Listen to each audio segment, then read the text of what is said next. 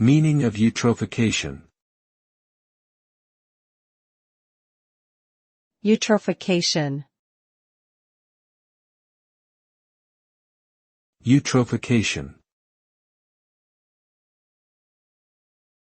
Eutrophication. Eutrophication. Eutrophication refers to the process of excessive nutrient accumulation, usually nitrogen and phosphorus, in a body of water.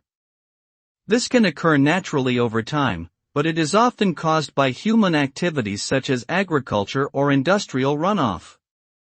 As a result, algae and other aquatic plants thrive and grow rapidly, eventually choking the waterway and diminishing its overall water quality. This can lead to reduced oxygen levels in the water and harm aquatic life, including fish. Additionally, excessive algae growth can lead to unsightly and potentially harmful blooms on the water surface, affecting both recreational activities and tourism.